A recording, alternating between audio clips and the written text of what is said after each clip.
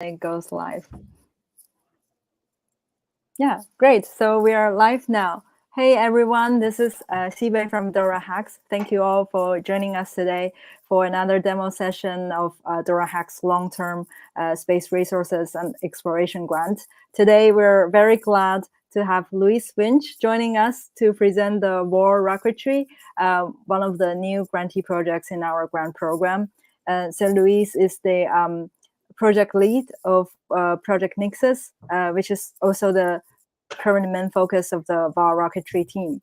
And a bit more intro about WARR and WARR Rocketry. WARR is the scientific work group for rocketry and space flight at Technical University of Munich, composed mainly of its students. And the WARR Rocketry team is building one of the world's first cryogenic bi-liquid student rockets designed to reach an altitude of 9,000 meters, which we find really ambitious and very impressive. So we're very delighted to support the WARR Rocketry team to keep building on their project.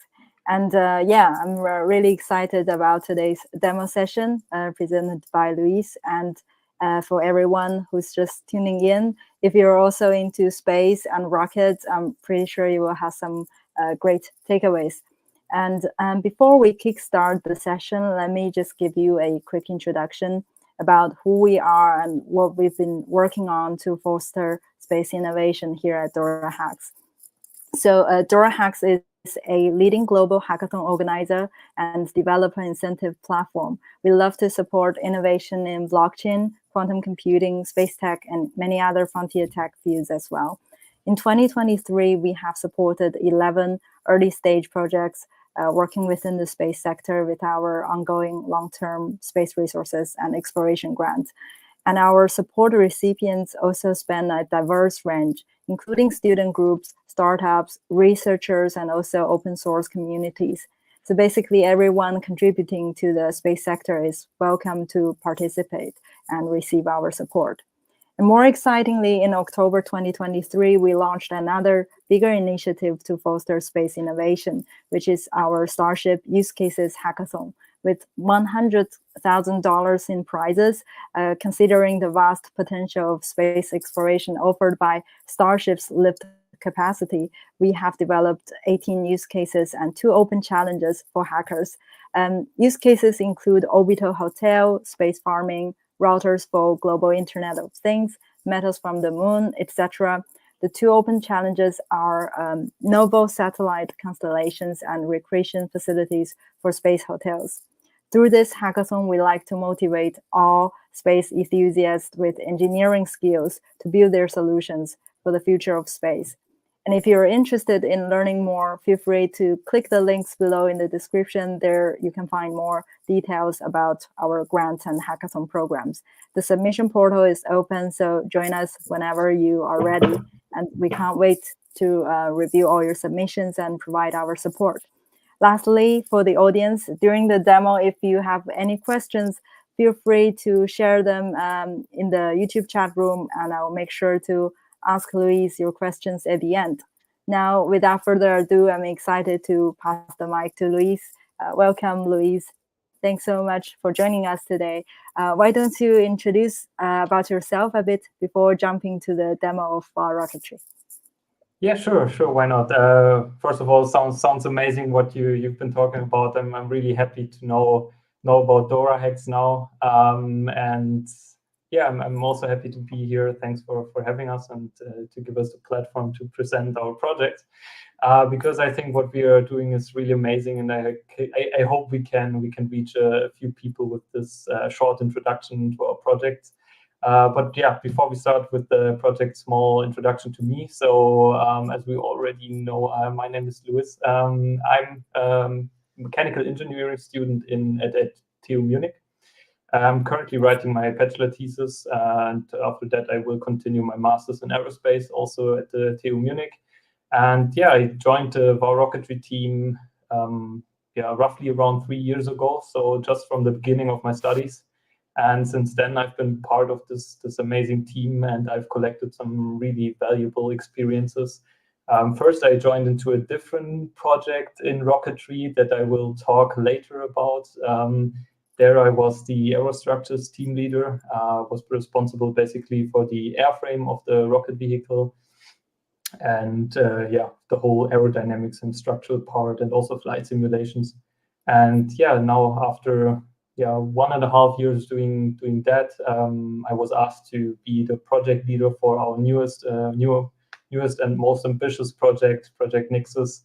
And I'm really happy to be able to lead this team now, and hopefully we will launch at EuroRock 2024. I'm throwing words around here with the competitions. I will make sure to explain them later to you what they mean. So just that you don't get intimidated by all these buzzwords. Yeah, sounds good. Thanks so much, Luis, for the introduction. And yeah, feel free to kickstart the demo. Yeah, awesome. Sounds good.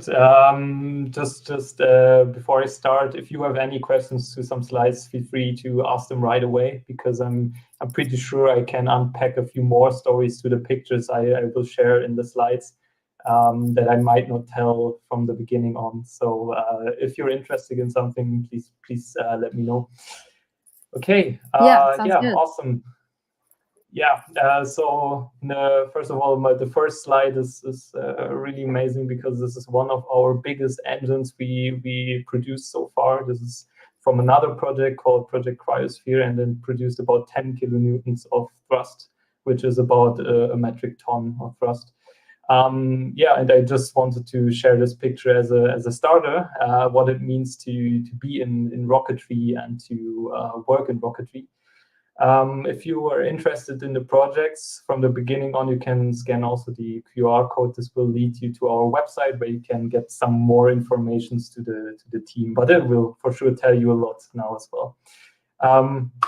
Yeah, first of all, I will tell you mostly about WARR Rocketry today, but just as an explanation, WARR itself is a student association of the TU Munich. It was founded in the 60s. And it is the oldest student organization at the TU Munich. But apart from rocketry, we also have different projects inside of WARR that I just shortly want to touch on, because I think what those guys are doing is also really amazing. Yeah, but before I do that, let's get the confusing name out of the way. So it's an acronym that stands for Scientific Work Group for Rocketry and Spaceflight. In Germany, the acronym WARR does lead to that acronym. Yeah, and what our goals are is that we want to drive connections between research, education, and industry. Yeah, the projects that we have in house are not only WARR Rocketry, but also WARR Move. WARR Move itself, they build small CubeSats.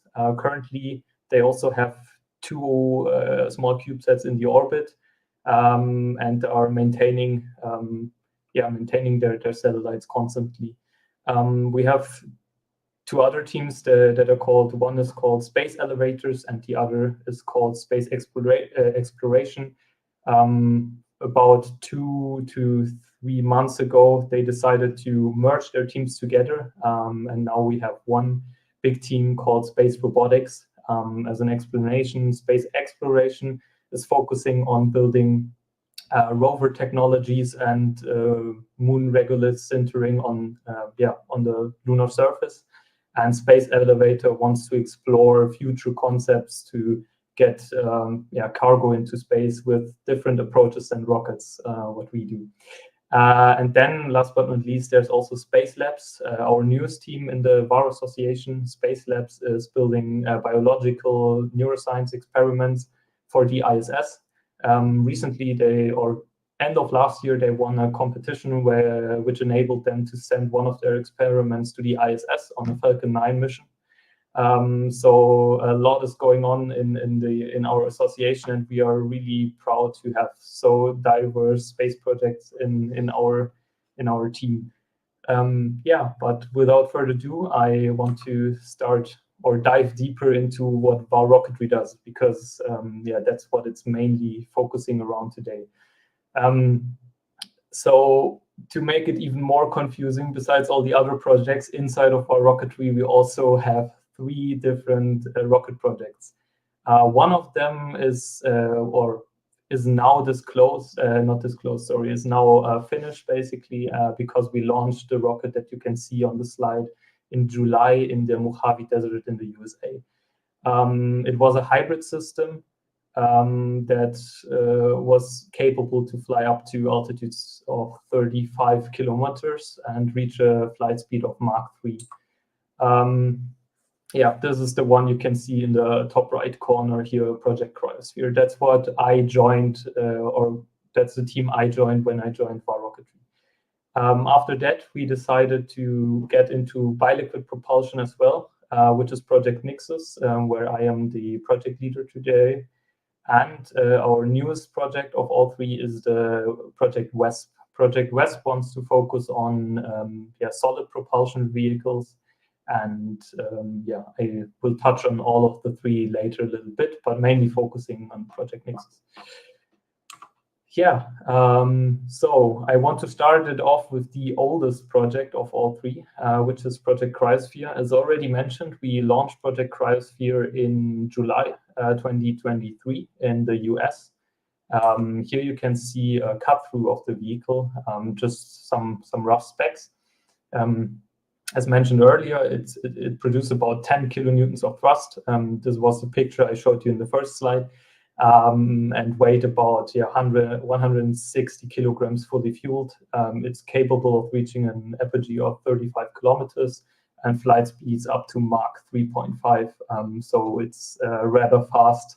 That's was also the first time WARR Rocketry reached into the supersonic flight regime, and therefore this was a pathfinder vehicle for future missions as well. But enough with the boring numbers. Let's watch some videos of the launch itself. So here you can see a drone shot of the launch in the Mojave Desert. Unfortunately, the drone wasn't fast enough to capture the speed of the rocket adequately. But you were able to see from the numbers on the previous slide that 7 Gs is not really slow at the beginning. Here you can see a close-up of the launch. There are some German background noises, so if you understand German, you know what the guys are saying. Kamera läuft. 5, 4, 3, 2, 1. Ja! Nein!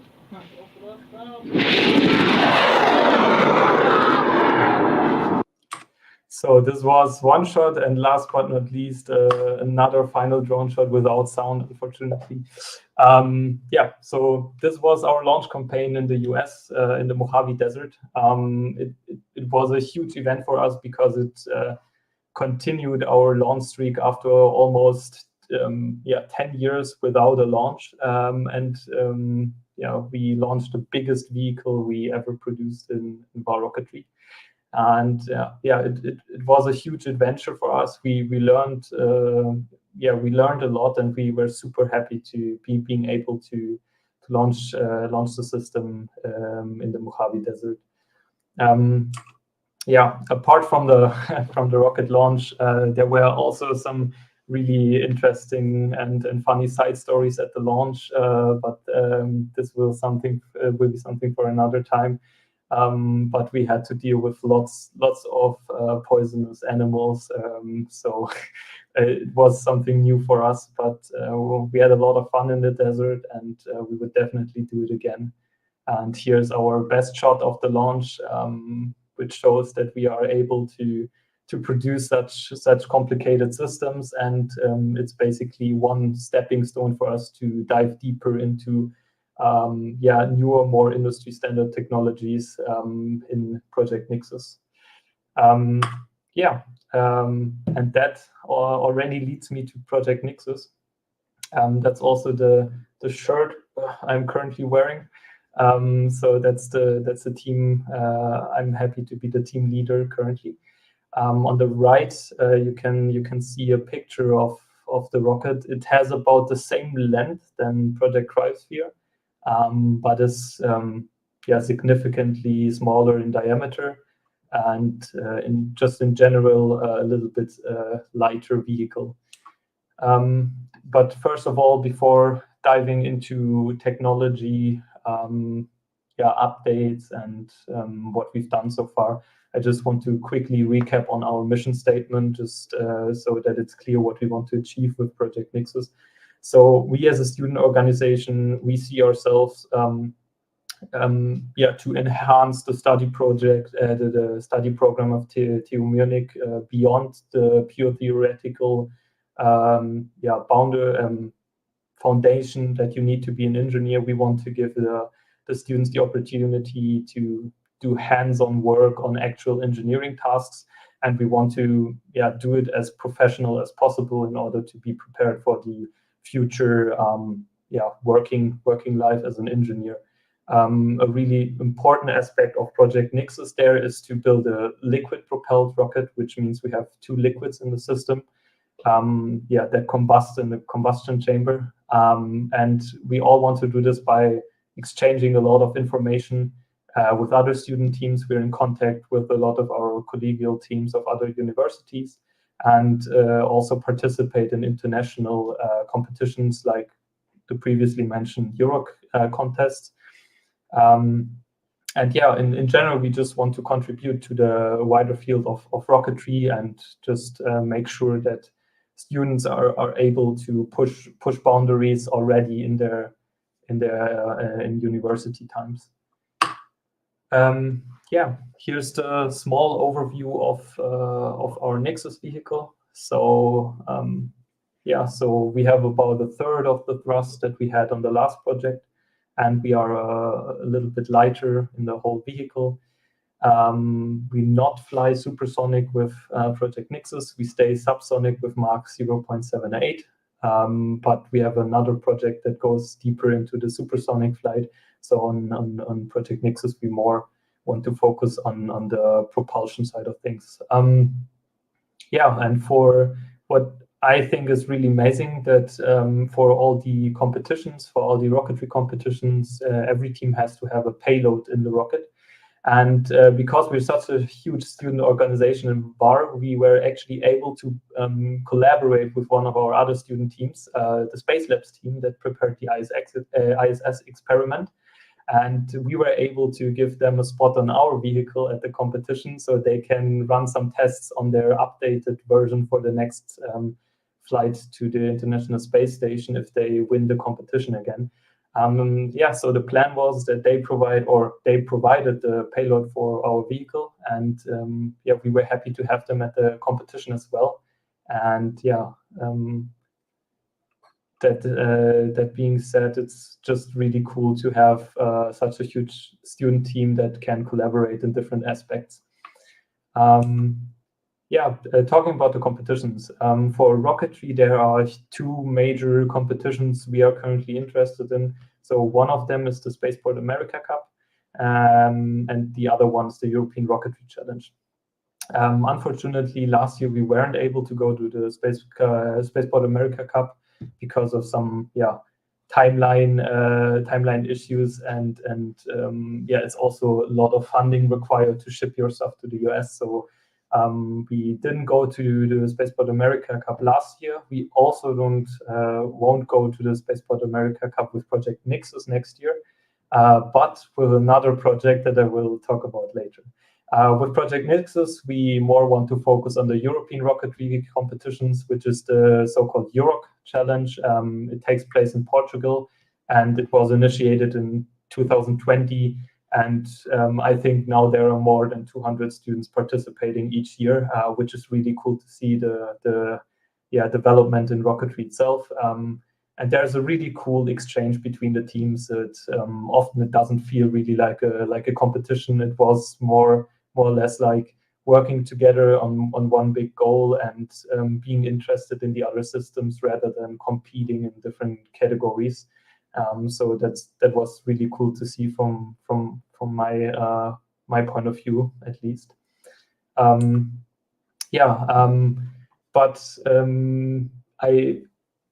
have a little after movie trailer that I actually want to show you guys. It's about 3 minutes long, and it just in-houses some impressions from the competition, that you know what we're actually up to. I would just play the video. I hope you enjoy it, and after that I will talk a little bit more about what you've seen in the video.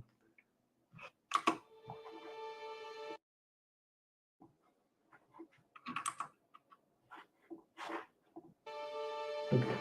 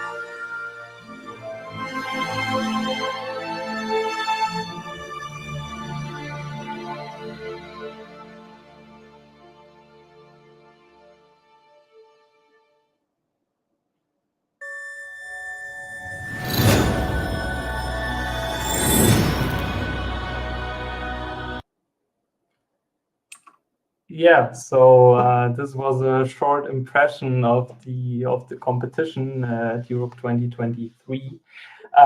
As you might have noticed, you didn't see a launch in the end.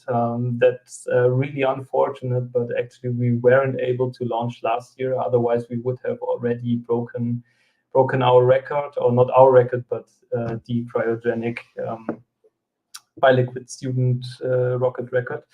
But as you can maybe imagine, at a competition there are a lot of things that can go wrong, and in the end there was just too little time to be able to launch the vehicle properly.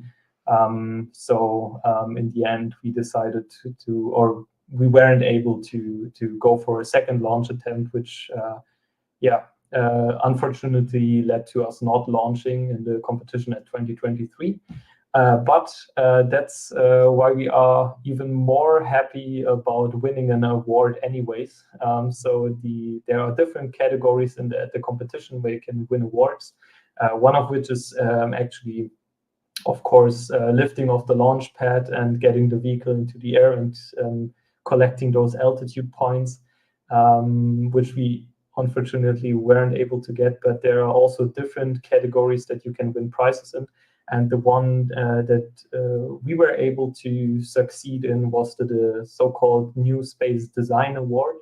It basically honors the best design implementation of the vehicle, and it more or less states that the team with the best concept of vehicle and the most industry standard boundary pushing vehicle wins this prize. And that's why we are super happy, because if you remember the mission statement from earlier, that's actually what we formulated in our own mission statement 3 years ago. And this was just such a cool such a cool thing to see, that not only we wanted to achieve this, but also external people thought that we were able to really reach our own goals. And yeah, we would be happy to win this award next year again. We are again on developing some really cool new tech stuff that I want to show you in the next slides. So I want to go quickly about our over our sub teams in Project Nixus, because also we as student teams are organizing in different sub teams that are focusing on different aspects of the vehicle. On different aspects of the vehicle, and the first one would be the propulsion team. On the slide, you are able to see some hot fire tests we do at our campus at university, and one of them was in September 2023. This one I really like, because here you can see the rocket being strapped down vertically and holding in a static fire position while we fire the vehicle. This is basically the last test before we go to a competition. And on the right-hand side, you can see a test on our own test rig, where we just want to test the engine performance up to its limits, basically. So both tests are a little bit different from the whole logistics around them, but both of them produce really amazing pictures, I think. Yeah, Luis, since we're talking about propulsion, I just want to hope you don't mind that I interrupt you. We received a couple of questions from the live audience related to engine and manufacturing procedure. So one of the questions is, what's a reasonable time frame of developing the engine from designing to ready for hot flow test? If you can answer that one. Yeah, sure. I can elaborate on that. So that, of course, that always highly depends on your basically the foundation of where you're starting from. I can just tell it from our perspective. So first of all, there's a difference between categories of engines. So there are multiple layers of complexity of your engine. So just to put it in reference, we are developing a regeneratively cooled combustion chamber. This means that the chamber material, the chamber walls are cooled by the liquid, by our fuel that we want to use in the combustion, which in our case is ethanol.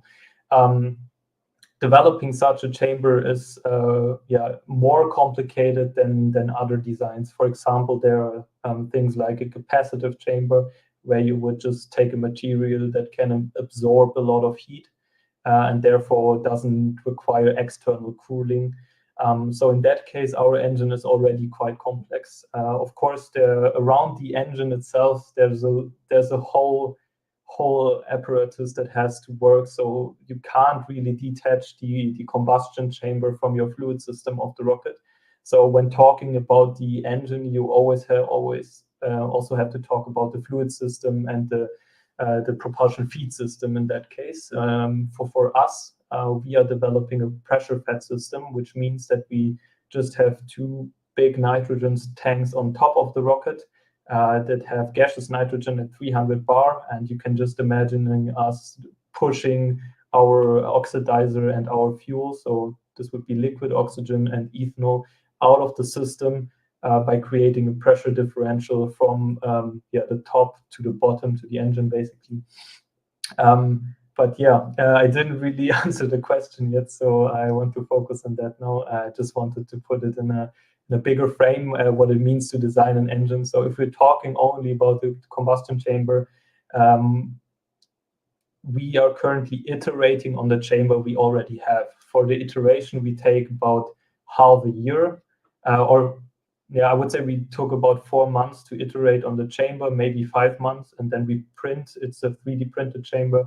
We print our new chamber with one sponsor of ours, and then we would test it in the summer. So the whole development cycle for a new chamber is currently 1 year.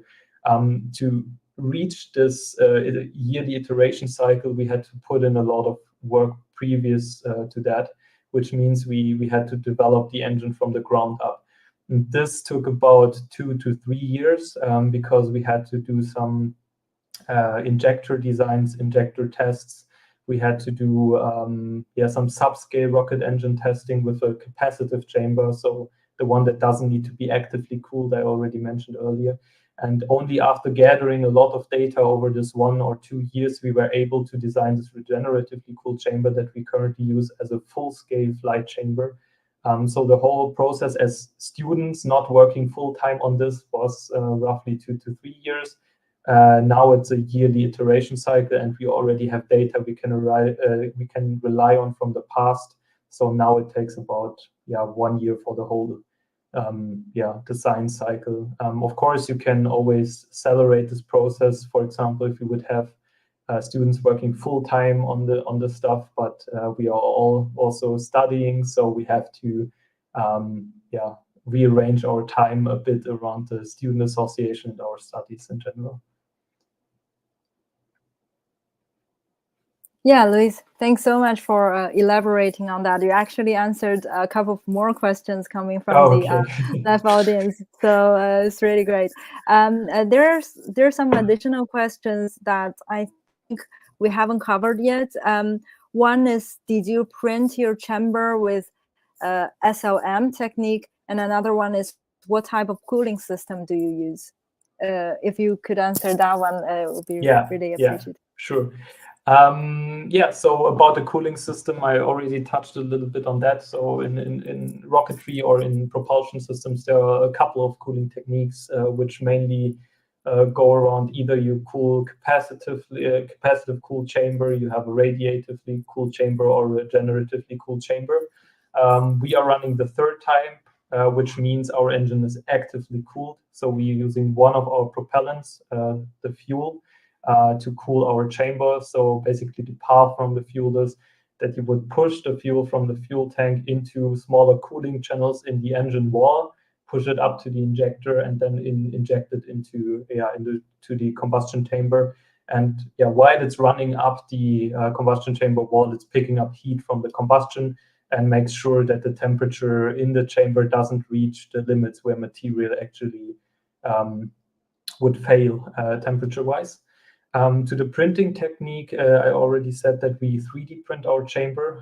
So the material we are using is Inconel, which has really good properties in terms of thermal and material or mechanical properties in that sense. And we are using, I think it's SLM techniques. I'm not too fluent with the manufacturing methods right now, but it's basically laser sintering the Inconel powder together. That's the manufacturing technique. Awesome. Thanks so much, Luis. Please feel free to keep going with the slides. And thanks so much for answering the questions. Yeah, no worries at all. I really enjoy if you guys ask us some questions. Apart from propulsion, which is the main aspect everyone sees in rocketry and everyone wants to be in rocketry. So we have a lot of new members coming in each year. They just want to join propulsion. But rocketry is more than just propulsion, as I already touched on. There's a lot of stuff going on the fluids kind of side, because without a fluid system, you can't sustain your combustion in the chamber. But a whole other subject would be aerostructures, which I was a team leader on in Project Cryosphere that launched from the US. What I think is always really interesting is that if you see pictures of rockets launching, and you saw the earlier picture, then everything that you can see in the picture from the outside is done by aerostructures. So actually nothing of the outer appearance from the rocket is related to another team. So in terms of representing the rocket, aerostructures is quite big team and a really important team as well. So what we do in aerostructures is we are not only designing the cylindrical skins of the rocket, but there's also some really important considerations that have to go into the design of your fins, so your passive controller surfaces that you can see in the middle picture here, and also your tip of the rocket, so the nose cone. Apart from that, the aerostructures team are also developing our own flight tanks that you can see in the lower right picture. They are made out of aluminum and contain our fuels or our propellants in the rocket. And yeah, there's a lot of stuff going on in aerostructures. And besides building stuff, they always have to make sure they calculate everything right in terms of not only if the structure can withstand forces, but they also need to know aerodynamically if the vehicle behaves stable in all flight configurations. And one really cool manufacturing branch we are currently, or not currently, but we are diving into since for almost 1 year now, is the carbon fiber manufacturing, because all carbon fiber parts in our rocket are manufactured by our own students. And we learned the process by ourselves, so we had no supervisors or whatsoever.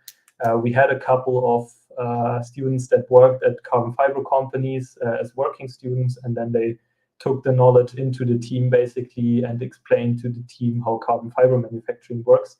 And this led to stuff like, for example, in the middle, the fins I already mentioned. You not only have to manufacture the carbon parts, but also the mold of the carbon parts where you put in the carbon to create your part, basically. And there are some really important questions you need to answer in the process, and it's a really cool thing to be able to do. We also were one of the few student teams that actually developed or built their own flight skins of the rocket by themselves. On the top left, you can see one example of that.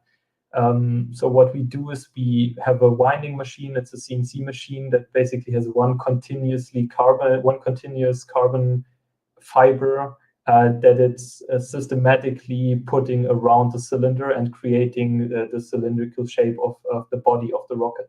And what the aerostructures team is doing, it is optimizing the direction of the fibers, being optimized in that way that it can handle the loads adequately. So we are constantly adapting our parts to be extremely suitable for the load cases the rocket experiences in flight.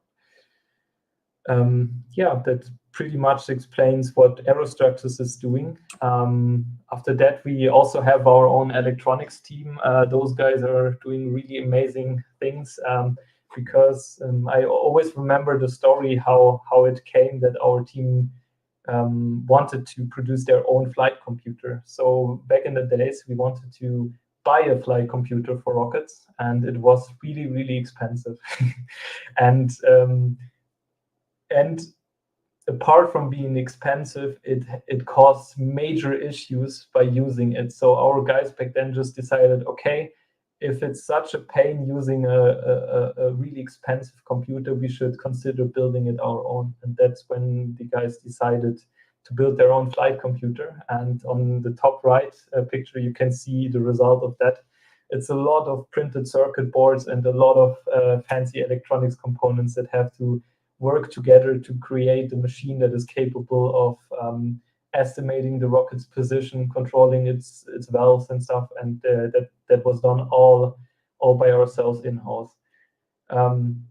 Here's a small iteration cycle you can see from our first approach to build a flight computer with some proto boards where you can just connect some stuff loosely, and then on the right, the really elaborate design that our guys came up with own printed circuit boards and designs. You can maybe see the Easter egg here in the top right corner. So we put all of our logos in here, and here's a small Easter egg as well, but I think it's too small to read it. It just says produced on or made on Earth by humans. That's what we are doing in the electronics team. We also have a lot of other stuff beside the hardware that you need to develop in electronics. You also need to take care of the software. So our guys are developing real-time operating systems. They are developing in real-time operating systems, and we have some stuff like state determination, sensor fusion, or Kalman filters that try to estimate the position of the rocket really accurately. That we have after a launch, that we have a lot of information that we can process, because the rocket also has a downlink to the Earth. Which is actually really great during our launch in July in the US. This feature was really important because being able to always know what the rocket or where the rocket is currently is also really important for safety. Because one employee of the launch site after the launch asked us, where is our rocket? And we just showed him on our screen on Google Maps basically where the rocket is currently, and he was okay, then we are out of danger basically if it comes down at us. Apart from that, we also have data acquisition and logging software in the loop, and soon we also want to go into hardware in the loop testing. Here you can see also a small sketch from another software we develop. It's called EXUI. It tries to fuse all the data that we can get from the vehicle together and present it in a really nice way for people to use during testing. On the top right, for example, you can see our mission control table that we use in testing and launch operations. So there you can see all the important values you need, all pressures in the system, all states of the valves in the system. You can actuate valves and so on. And the really cool feature is, you can see in the middle, that's me holding a phone outside. You can connect to our local server, and you are able to get all the information of the rocket. When I'm outside working on the vehicle and I want to know a certain pressure in the system, I can just check it on the phone and be sure that nothing is exceeding a certain value or so on. But you are not able to control the vehicle from outside. Just for safety reasons, we have the separation of the outside and inside crew during testing. But that's maybe also a bit too much detail right now. Next year we will basically continue with the development. The main goal is to improve our robustness of the system and adapt it to competition situations and environments, and improve all of our PCB designs even further. We also have a ground support equipment team. We somehow recognized after the competition, after researching a little bit, that we may have built the world's biggest mobile launch rail. So we are highly competing with a team from Canada, but if we interpreted their numbers right, then we should have the biggest mobile launch rail in the world. In this here, you can get an idea on how big it is. I sometimes look at the video and it won't stop going further up. It stands about 23 meters tall and allows us to launch from a launch rail length of about 21 meters, which is just insanely huge for student rocket scopes. But apart from that, our GSE team is doing a lot of cool stuff. They are also building our test rig. They're building rocket fueling infrastructure, and a lot of other stuff that I could go in more detail. Then maybe a few words to our recovery team. Our recovery team is also doing some really cool stuff. One of the coolest events we did with our recovery team is to test our parachute system with a helicopter drop test. So what we did is we designed a test body of the rocket that has similar mass and moment of inertia of the vehicle to simulate that properly. And then we were able to convince a company to throw it out of a helicopter. And so we were able to test our two-stage parachute system. Here are some impressions from our day-to-day general testing efforts. So we are always a lot of people doing hands-on stuff directly on the rocket, testing its integrated capabilities and trying to get the system work in total. Because yeah, the subsystem itself are already quite complicated, but merging all together into one vehicle is even more difficult, and therefore it requires a lot of integrated testing where we make sure that all systems work together flawlessly. On the right hand side of the slides, you can see that we got ourselves yeah, some elevated surfaces to work on the rocket when it was vertical. So we were able to climb up the scaffolding to be able to reach the top of the rocket, which was almost 6 meters high, to be able to work on the sensors and the cabling, and then we tested it or hot fired it in the vertical position.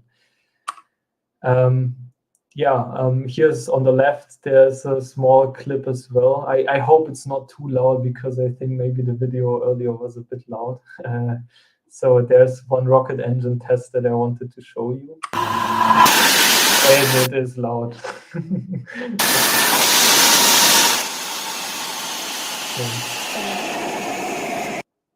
Yeah, that would be a video of a rocket engine test that we recently produced. What we did is we just strapped in a GoPro near to the engine. The casing may not have survived fully, but the camera is still intact. So yeah, we're happy to have this awesome footage now. But enough about the technical systems. What do we want to do next year at the competition? So as I already mentioned, we would be the first European student team to fly a cryogenic bi-liquid propelled sounding rocket ever. There were already bi-liquid rockets flying in Europe, so this wouldn't be a first. But the main or the important aspect is lying in the cryogenic part. This at first glance, this might seem like we just want to engineer around so that we can get some record, but it's quite a huge deal for students to work with cryogenic substances.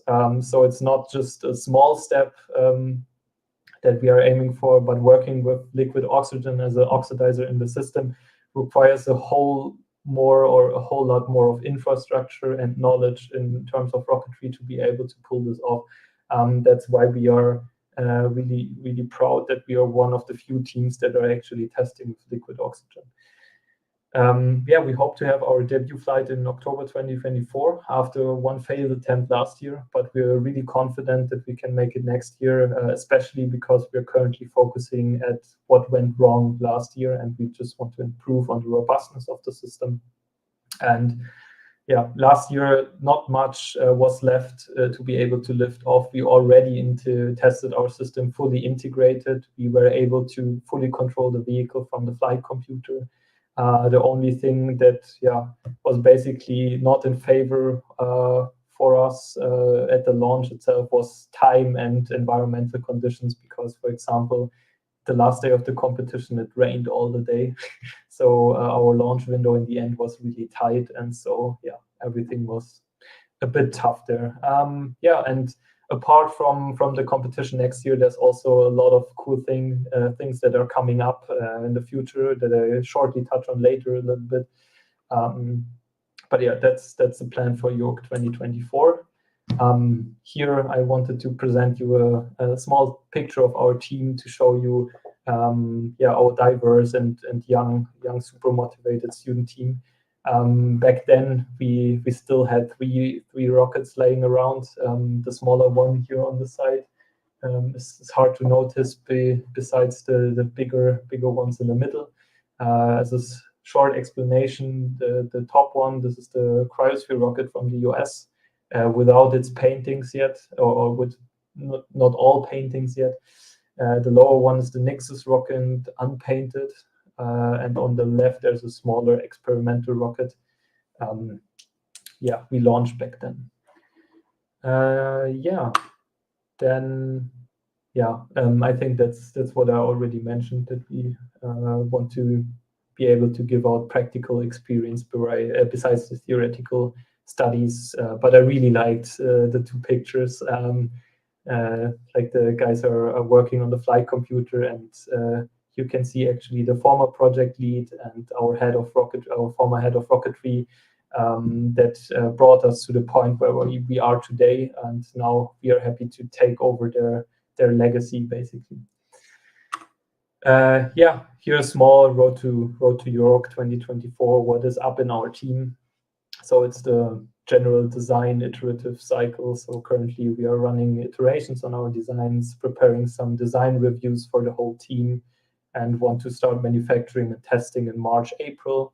And then in June, we start with integrating the vehicle. And in July and August, we want to do really integration testing, which means that we want to hot fire the vehicle in an integrated configuration like we did last year. And then in October, we are hopefully ready to drive out to Europe, to Portugal again. Yeah, last year we were able to get a 15-ton truck to drive our stuff down there. Fortunately, one member of us had the license for that, and so we hope to pull that off next year or this year again. Yeah, we're looking really forward to that. One just short side note to our newest project. So we went from the oldest project, Cryosphere, to the I would say the most technologically driving project, Nixus, now to our newest experimental project, WASP. It aims to serve as an experimental test platform for future concepts of, for example, recovery systems and other electronics systems. And one huge advancement we want to dive into with Project WASP is two-stage mechanisms. So what we want to test out is if we are able to fly a rocket two-stage. So basically what you have is two separate motors in your vehicle. One is at the lower end. Then you fire the motor up until it's depleted, and then you separate your rocket in half, and then you fire the upper stage again. That's how the big companies and all the orbital rockets are doing it. And that's why we also want to dive deeper into this part of technology and gain some useful skills in that. And as you can see with Project WASP, we are again aiming for supersonic flights, so Mach 1.4. Which eventually will lead us as high as possible with our vehicles in the future to be able to reach, for example, space and other stuff. And also on Project WASP, we have the collaboration with our Space Labs team. So the payload from our own association. What's next? One last overview of what we are planning in the next years, apart from participating in Europe. So for Project Nixus, the most important stuff that we want to develop is that we want to have an engine that's capable of deep throttling, so that we are capable of reducing the thrust in our chamber even more. And we also want to develop Type 4 and 5 pressure vessels. For Project WASP, we are developing a staging system and want to run initial tests on a thrust vector control system. Actually, what I forgot to say is that with Project WASP, we want to participate in Spaceport America Cup this year. We want to have a representation of our rocketry in both competitions, first at Europe and then at Spaceport America Cup. But the first launch of the year will be end of March, where Project WASP wants to test out their first stage of the vehicle in the Netherlands. Then apart from that, we want to investigate pump-fed cycle designs of our Nixus rocket, and the most futuristic concepts we are aiming for in the next years, meaning 2025, 6, and 7.